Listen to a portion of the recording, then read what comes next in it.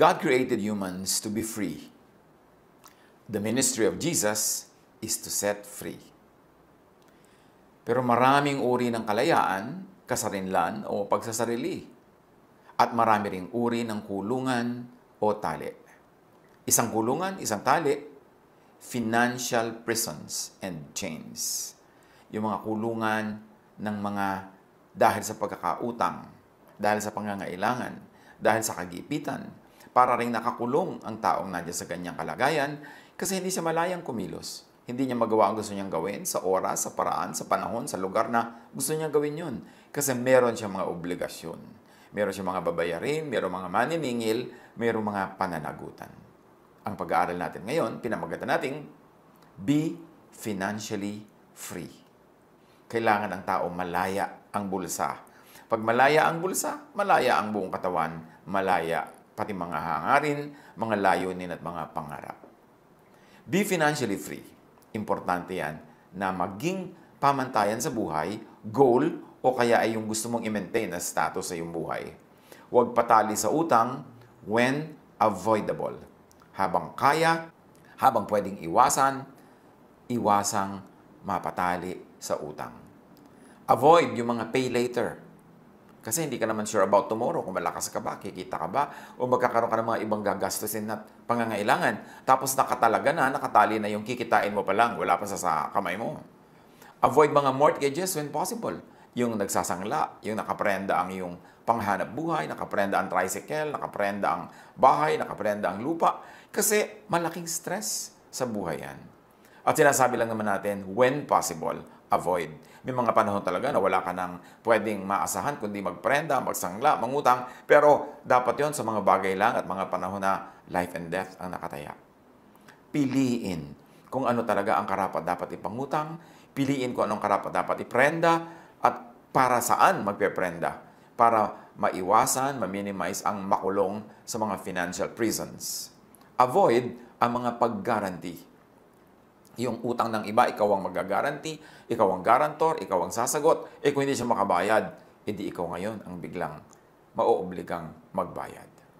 Mag-guarantee, yes, pero dapat handa ang loob mo na magbayad kung hindi magbayad yung original na may utang. Kasi pwedeng hindi siya makabayad. Kasi nangangailangan nga siya, kaya kailangan niya ng garantor. Ibig sabihin, wala siyang pera, may pangangailangan siya. So, napakalaki ng chance na mahirapan din siya magbayad. So, pwedeng mag-guarantee, magandang mag-guarantee, matulungin yon, pero ihanda ang loob na pwedeng ikaw ang mag-end up paying. At huwag kang makipagkagalit, mang-away o sumama ang loob doon sa hindi makabayad, lalong-lalo't sinikap naman niyang kanyang kaya para makabayad, hindi lang talaga magawa. Kasi usually, yung mga magkakaibigan, magkakamag-anak na may isang mag-guarantee, pagka hindi na nakabayad yung talagang may utang, nagiging magkaaway pa yan for life. Kaya iwasan ang ganyang mga situation. At tayo naman, iwasan din natin na ipasubo ang kapwa by asking them to be our guarantors. Hanggat maaari, gumawa ng ibang paraan, huwag ipasubo ang sino man na siya ang mag-guarantee. Kasi hindi naman tayo nakakatiyak na mapapanindigan natin ang ating mga pananagutan. Paano naman yung nag-guarantee? Kawawa naman siya. Ganyan din sa simpleng-simpleng bagay. Halimbawa, kahit sa social media, merong i-like nyo naman yung aking post, i-like nyo naman yung contest na sinalihan ng anak ko, i-like nyo naman yung product namin. Paano kung yung gusto nyo mag-like, gusto nyo mag-promote, meron siyang reservations, meron siyang mga alinlangan na parang ayaw niya itaya yung pangalan niya, karangalan niya, credibility niya doon sa product mo o sa post mo. So let's try not to ask people to do that for us. Kasi kung gusto naman nila na mag-guarantee, gusto naman nila na mag-like, mag-promote, mag-endorse, ipaalam lang natin na meron tayong ganong sitwasyon, bahala sila mag-decide kung gusto nila. But don't ask. Kasi mga tao, kuminsan hindi lang makatanggi, pero sumasama loob o naiinis sa atin when we ask them to be guarantors or to be endorsers or to promote whatever we are promoting. Meron naman talagang maninindigan, ayaw nilang itaya yung pangalan nila o credibility nila. Magtatampo tayo, magagalit, masisira ang mga relationship. Avoid yung mga ganyang uri ng pang-aabala sa kapwa para yung naitayo natin at nabuong friendships, relationships, huwag malagay sa peligro.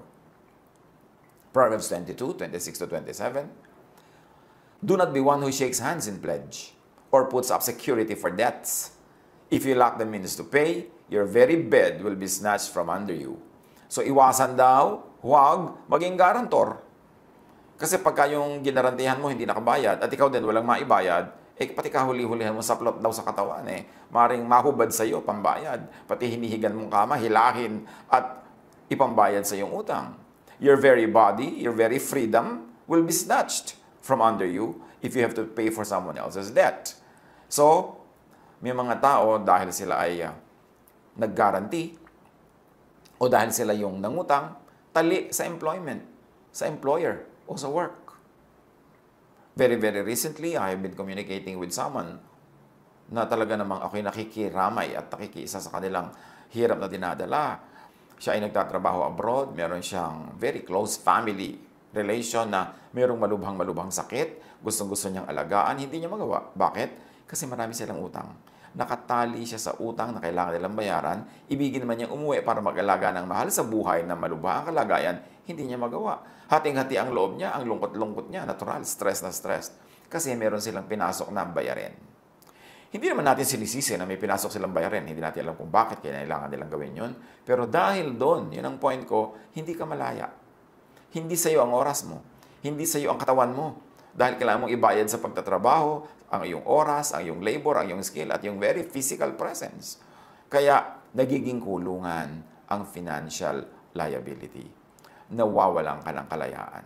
Na gusto naman ng Diyos na dapat ay tinatamasa natin. But because of natural law, and because of what we do, because of cause and effect, lahat ng ginagawa natin may consequence. At kung minsan yung kalayaan natin ang natataya, yun ang nawawala, yun ang naiilit dahil tayo ay may utang. At tayo naman, tulad nga na binanggit natin, be considerate. Try to not enlist guarantors. Try to not borrow from people. Siyempre, mga tao, nagsikap yan para makapag-save. O nagsasave sila dahil may pinaglalaanan, may plano, may gustong gawin. O kung wala man, gusto lang nila may saving sila para meron silang peace of mind. Tapos uutangin natin, hihiramin natin, gagawin natin silang guarantor. Tapos sila pa ang magbabayad. There is someone I know, a very, very good person, na nag-guarantee siya ng mga loan ng mga people who were also very, very good friends. Mga mabubuting kapitbahay. Pero ano nangyari? Namatay ang taong ito na guarantor na merong face value, meron siyang character loan na pwedeng gawin nung araw, may mga ganyan. Anong ginawa nung original ng utang? Hindi siya nakabayad. Hindi ko alam kung hindi siya nakabayad o hindi siya nagbayad, pero ang ending, yung naiwang mga tagapagmana nitong namatay, na konting-konti lang naman ang minana, they ended up selling some of their properties, real estate, para bayaran yung utang na ginaranti nung namatay na kapamilya nila. Imbes may mamana sila, nawala pa. At sino ngayon ang nakinabang doon? Hindi siyempre yung umutang na hindi nagbayad kasi hindi naman siya yung siningil dahil yung guarantor ang siningil. At sa ating mga kamag-anak, sa mga miyembro ng pamilya, yung mga tinatawag na dependents, help your breadwinner to not get into debt. Tulungan nyo na huwag siyang kailangang mangutang sa pamamagitan ng kung ang iyong breadwinner ay nag-iisa lang.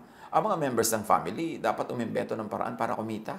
Sa dinami-rami ng pwedeng i-sell online. Bakit inuubos sa mga oras, sa mga games, sa mga walang kwentang daldalan, kwentuhan, at kung minsan pakikipag-away pa, o pagdi-display ng kinakain, o ng pasyal, o ng damit, o ng gadget, samantalang the same time could be used for business.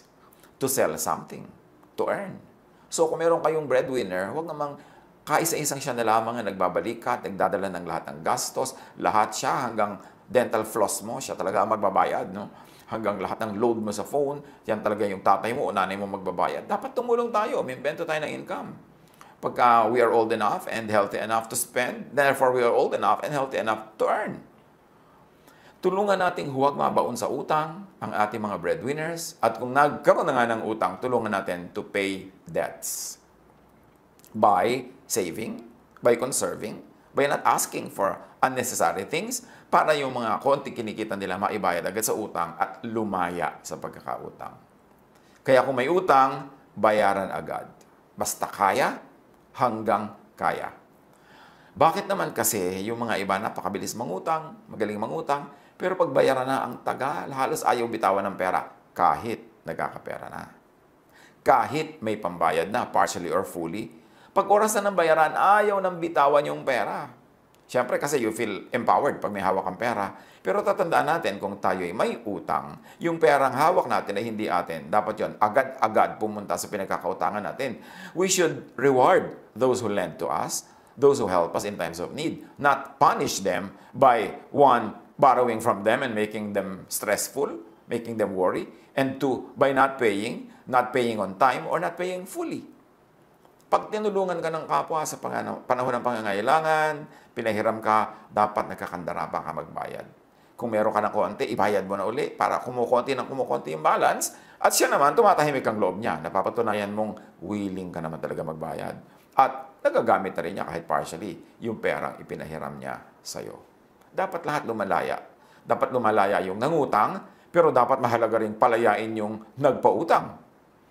Proverbs 22:7, the rich rule over the poor, and the borrower is slave to the lender. Isang malaking dahilan kung bakit dapat tayong lumaya agad sa pagkakautang para tayo'y hindi sunod-sunuran, api-apihan sa mga nagpapautang sa atin. Para kung gusto nating mag-alaga ng mahal natin sa buhay, gusto nating merong gawin, merong unahin, pwede, hindi yung wala kang choice. Papasok ka sa trabaho kasi nakabaon ka sa utang o yung kikitain mo, may commitment na napupuntang babayarin. So mahalaga, huwag tayong maging slave to the employer and slave to the lender. And the only way to do that is to be financially independent, to be financially free and viable. Romans 13:7-8. Give to everyone what you owe them. If you owe taxes, pay taxes. If revenue, then revenue. If respect, then respect. If honor, then honor. And if I may add, if utang, then utang. Bayaran ang utang. Ano man ang ating utang, bayaran. Kung yun man ay utang na loob, yun man ay utang na pera, yun ay utang na oras, bayaran. Kung may restrictive arrangement, kung mawala agad. Halimbawa, may credit card ka, ginamit mo, kailangan bayaran mo agad yan. At ang hanggat kaya, unahing bayaran ng buo. Kasi mga credit card, meron niyang paniningil. Sasabihin, this is your utang, X. Pero ang pwede mo lang minimum ibayad, Y. No? Letter Y. Pwedeng kapraso lang ibayad mo. Ang totoo, gustong-gusto ng mga credit card companies yun na kapraso lang ibayad mo. Bakit? Kikita sila ng interest. Doon talaga sila kumikita pagka hindi ka makabayad. Kasi araw-araw, bawat inhale, bawat exhale mo, nadadagdagan na interest. So ayaw nila nga nung bayad ka agad kasi wala silang kinita sa interest. So gusto nila yon dahil na perfect na nila ang way of paniningil. Kaya siguradong in the end sila magwawagi. Kaya kailangan bayaran mo na lang agad. Yung iba may pambayad naman sana pero yung minimum lang ang babayaran. Yun na naman pera nila, gagamitin nila sa iba. Pero tatandaan nyo mga kapatid, pag may utang, bayaran agad. Habang kaya, bayaran ng buo para hindi ka magbayad ng interest.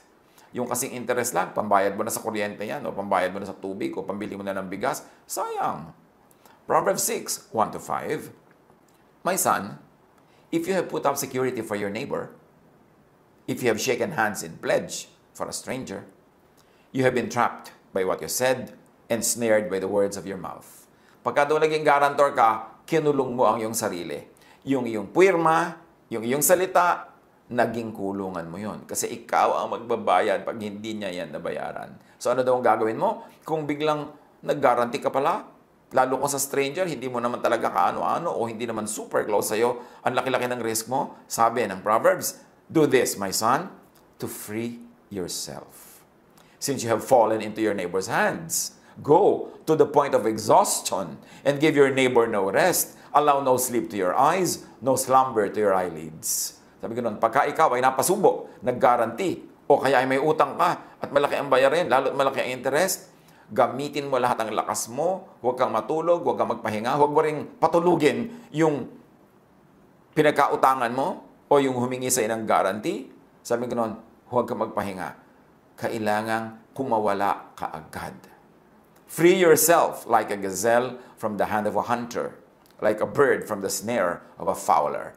Kung makakakita tayo ng mga usa, mga hayop na nahuhuli ng mga hunters, lahat ng lakas niyan gagamitin para makawala. Sisikad, sisipa, lulundag, gugulong, ano man ang kailangan niyang gawin para makawala, gagawin niya yun. At yung ibon na nahuli ng bitag, talagang yan ay lilipad, yan ay ipapagpag ang sarili, tatalon-talon, lahat gagawin niya para makawala. Yun daw ang gawin mo.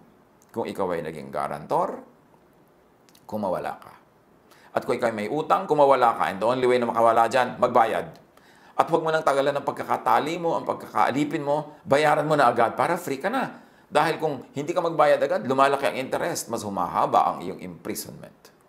So, be financially independent. Be financially self-reliant. If you are old enough, healthy enough, then be financially independent. Hindi maganda yung word na dependent. Ang dami-dami mga tao, dependent po kami. Dependent po kami. Can you imagine yung word na dependent? Ibig sabihin, umaasa ka. So, di ba nila kay super bata, super tanda, or super may sakit o mahina? Do not be a dependent. Gumawa ka ng paraan para ka kumita. Makatulong ka pa nga para self-reliant ka. Hindi ka slave. Hindi ka anino. Hindi ka bihag ng sinuman. At paano nagiging ganyan? Sabi ng Ecclesiastes 11:6, paano nagiging reliant? Sow your seed in the morning. And at evening, let your hands not be idle. For you do not know which will succeed, whether this or that, or whether both will do equally well. Magtanim ka daw sa umaga, at sa hapon, sa gabi, gumawa ka pa ng ibang magagawa, ibang trabaho, ibang business. Kasi hindi mo naman alam kung alin sa mga ginagawa mo ang magbubunga ng marami, alin ang tutubo, alin ang magdadala ng income. So, gawin mo ang mas marami pang ibang options. Dagdagan mo yung ginagawa. Do not put all of your eggs in one basket. Huwag umasa sa isa lang trabaho. Buong pamilya, huwag umasa lang sa isang nagtatrabaho para lahat kayo mas secure ang footing. Kung lahat ng isang buong pamilya umaasa lang sa isang nagtatrabaho, paano wag naman kung sumakabilang buhay bigla yung nagtatrabaho na yon? O nagkaroon ng malubhang karamdaman, o nabaldado, di lahat kayo gutom. Kailangan nagkakatulungan. Para mga daliri sa kamay yan, iba ang function ng hintuturo, ng hinlalaki, ng hindiliit. Iba-iba ang mga functions. Kasi, ganun din dapat ang pamilya, nagkakatulungan. At ang kailangan ng mga tao, aware sila na huwag maging dependent unless too young, too old, or too sick. Kumita, gumawa ng paraan. At kung walang pagkakakitaan, o kaya ay full-time nag-aaral, etc., at least magtipid. Huwag kami imbento ng mga gastos at iiwas ang sarili sa mga activities na pwede kang ending, ma-aksidente ka, ma-hospital ka, maghirap kayo kapapagamot sa'yo. Kailangan ayusin ang buhay para konti lang ang chances na papasok kayo sa isang financial horror. Magtulungan. Kahit nga mga nag-aaral, kung gusto mo talagang kumita, pwede ka magtinda sa iyong mga classmates. Ang dami-dami pwedeng itinda. Kung gusto mo talagang magtinda, ang dami-dami ng oras para sa social media. Bakit hindi pagkakitaan kahit lang half of that time? Better kung 3/4. Huwag mo namang ubusin yung mga libangan mo o gusto mong gawin. Pero ang tanong, nag-ubus ka ng ilang oras sa social media, may kinita ka ba? May natutunan ka ba that will lead to earning? Dapat importanteng iniisip yung mga ganyan. Tulad ng Proverbs 31:17-18, describing a most ideal wife and mother. She sets about her work vigorously. Her arms are strong for her tasks. She sees that her trading is profitable, and her lamp does not go out at night. Malalakas daw ang mga bisig niya para magtrabaho. At tinitiyak niya na lahat ng mga negosyo niya kumikita, may tubo, at hindi daw siya nauubusan ng langis sa gabi.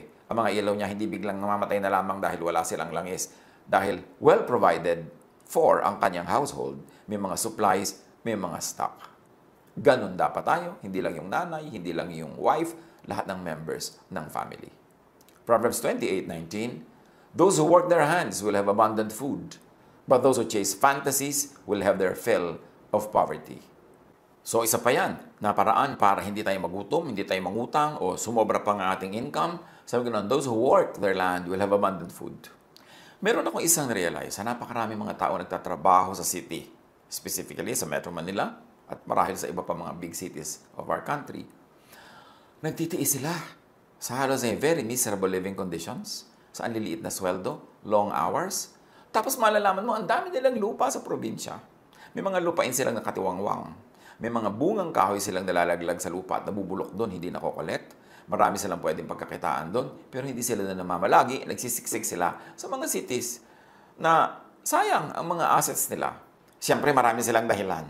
Yung, ay, mahirap magbenta, ay, ganito, ay, ganun. Pero ang point is, sabi sa Bible, those who work their land will have abundant food. At siyempre, hindi lang land yan. May equivalent na yan. Those who work their capital. Those who work whatever. Ang pagkakakitaan nila, asset na binigay sa kanila ng Diyos, magkakaroon sila ng maraming pagkain. Dapat lumagay tayo sa lugar. Be financially abundant. Diba? Una, be financially free, wala kang utang. Then, be financially independent. Tapos, palampasin mo pa doon, be financially abundant. Yung meron kang kinikita na lampas pa sa yung personal na pangangailangan. And the way to abundance, produce surplus. Kumita ka ng higit sa iyong pangangailangan, magtanim ka ng higit sa iyong kailangan, anihin at kainin, para may sobra-sobra. Proverbs 30:22, a good person leaves an inheritance for their children's children. Good person daw yung meron ka na impok, na itabi, maipamana, hanggang sa iyong anak at hanggang sa iyong apo. Hindi naman ibig sabihin na bad yung hindi nakapagpamana o nakapagbigay, paano naman kung talagang hindi ka pinalad o kaya ay talaga napakarami mong gastos sa sinuong o maraming mga dilubyong dumating sa iyong buhay. Pero ang ibig sabihin lang nito, goodness is defined as producing surplus. Bakit mo kailangan mag-produce ng surplus? Kasi laging merong tao, less healthy than you are, less powerful than you are, na mangangailangan, edi para may pambigay ka, para may pangtulong ka. Magkakaroon kang anak kung bibigyan ka ng Diyos, magkakaroon ka ng apo kung bibigyan ka ng apo, at mangangailangan sila ng tulong, especially at the beginning. Pag nagsisimula sila, kailangan nila ng capital, kailangan nila ng introductions, at kung ikaw may magandang pangalan, may magandang bulsa, magandang introduction yun. Napapakinabangan ng anak o ng apo. Sabi ko na, ng mga taong mahuhusay, iniisip din nila yon, hindi lang para sa sarili nila, na yung kanilang mga anak at apo makinabang sa kanilang husay at sa kanilang galing. Huwag natin baligtarin na tayo yung apo at tayo yung anak na umaasa sa galing ng magulang o ng lolo o ng lola. Kailangan tayo ang mag-reverse nun at magbigay ng pag-asa, magbigay ng tulong, magbigay ng pangangailangan ng mga susunod pa sa atin.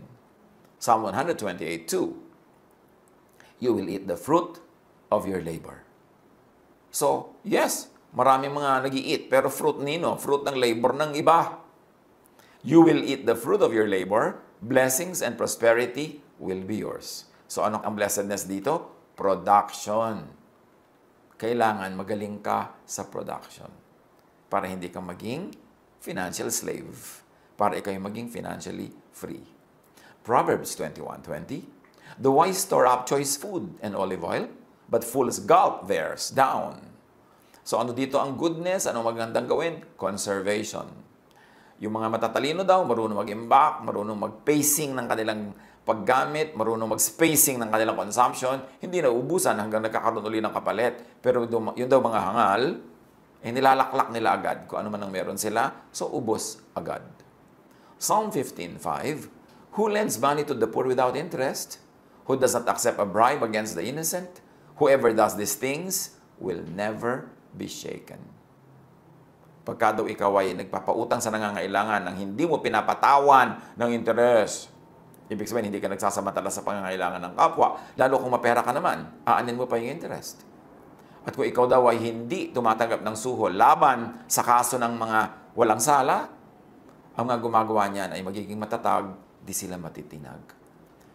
Psalm 112:5, good will come to those who are generous and lend freely, who conduct their affairs with justice. In other words, ano ang paraan dito para maging financially free? Di ba yung una, production, and then conservation. Ngayon, goodness, kindness to the needy.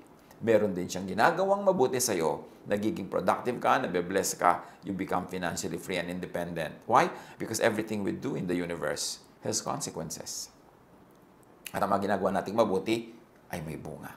Lalo kabutihan sa mga kawawa, sa mga kapuspalad, at sa mga maralita. Sabi ng Ecclesiastes 7:12, money is a shelter. Silungan ang pera. Muog, bahay, sandalan, dingding, pader, bakod. Money is a shelter. Ecclesiastes 10:19, money is the answer for everything. Marami kasi mga religious people, akala mo naman they really hate money, para hindi sila mahilig sa pera.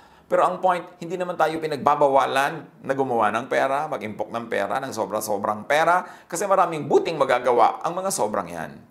Ang sinasabi lang, do not love money above God or above other people or above your own soul. But do make money and value money.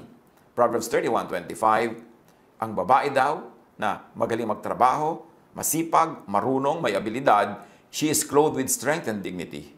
Ibig sabihin, may pera. She can laugh at the days to come. Ibig sabihin, secure.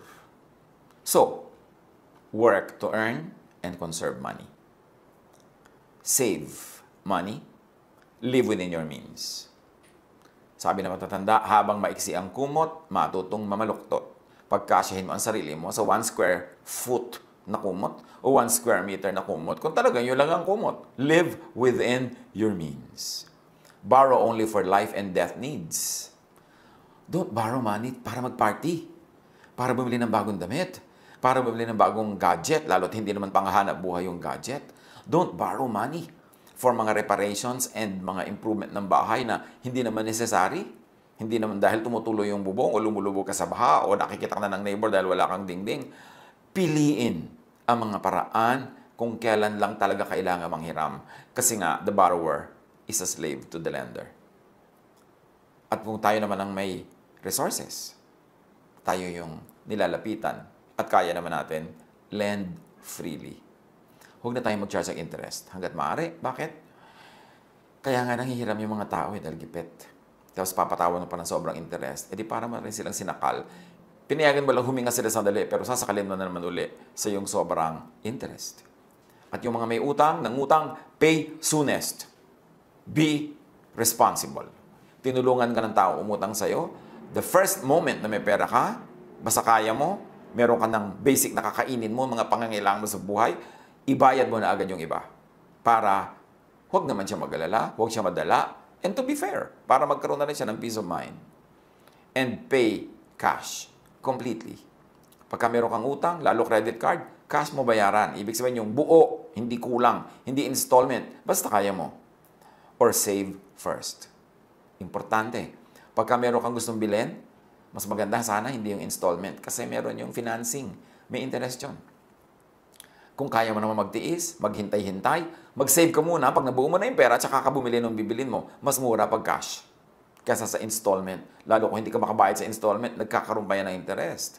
Avoid paying interests. Sayang yung pera. Pangkain mo na, pambili mo na ng kailangan, napunta pa sa interest. And pay hulugan only when you are ready na ma-forfeit ang inihuhulog. Halimbawa, kukuha ka ng hulugan, tapos kumisan may mga balloon payments yan sa dulo, pumasok ka lang sa ganyang arrangement kung handa kang pagdating nung dulo na wala kang pang balloon payment, mawala yung hinulog mo, ma-forfeit at hindi na matutuloy ang bilihan. Pero kung everything yung ihuhulog mo, tapos hindi ka sure doon sa malaking balloon payment sa dulo, paano kung wala kang ganun pera pagdating ng singilan? Mababaliwala, mareremata yung napakalaking portion ng ibinayad mo. Magka-refund ka man ang liit. Ganyan sa mga kondo, ganyan sa mga lupa, ganyan sa mga hulugan na binibili. Hulog ka ng hulog, pero doon sa dulo na balloon payment na ang laki, pagka hindi mo mabayaran yon, halos walang naibabalik sa'yo. So, okay, kung gusto mo talagang magbayad ng hulugan dahil wala ka naman pang cash at gusto mo na ma-enjoy yung bagay na yon, maging willing ka lang na mawala yan sa dulo pag hindi mo kayang bayaran yung balloon payment, yung last trench ng bayaran. Pag handa ang loob mo doon, di hindi masyadong sasama ang loob mo, mawala man yon. At kung ikaw naman yung nagpapahulog, kung kaya mo naman, hindi mo naman ikakagutom o ikakamatay, huwag mang forfeit. Huwag mang ilit, huwag mang remata. Yung nagsangla na nga yung tao sa'yo ng mahalagang bagay. Kung motorsiklo yun o tricycle, panghanap buhay, sinangla sa'yo, tapos hindi makabayad, ifo-forfeit mo pa, di lalo na siyang nawala ng hanap buhay. Hindi na siya makaka-recover. So kung bine-bless ka naman ng Panginoon, na pwede ka namang magpalampas na lang muna o maghintay na lang uli ng payment, huwag mo na sanang ilitin o rematahin, lalo kung panghanap buhay. Para yung kapwa natin makarecover. Yan ang ibig ng Panginoon sa ating buhay. Maging mabait, maging mabuti. Yan ang high religion. Yan ang mga best theologies. Kasi yung mga pinag-aaway-awayan ng mga theologians, tapos hindi naman sila mabait sa kapwa. What's the point? So be free. Especially at times, you need the most to be free. Kung kailangan mo ng oras mo para magmahal, para mag-alaga, nawa free ka. hindi ka nakatali sa trabaho, hindi ka nakakulong kasi wala kang utang, wala kang pananagutan, at meron ka naman kahit konting na-save. So, kailangan mong huwag magtrabaho, huwag pumasok, ay magagawa mo para gawin mo kung ano yung pinakakailangan at pinakagusto mong gawin sa oras na yun. Siyempre, may mga mag-iisip at magsasabing easier said than done, yung mga sinasabi natin na yan.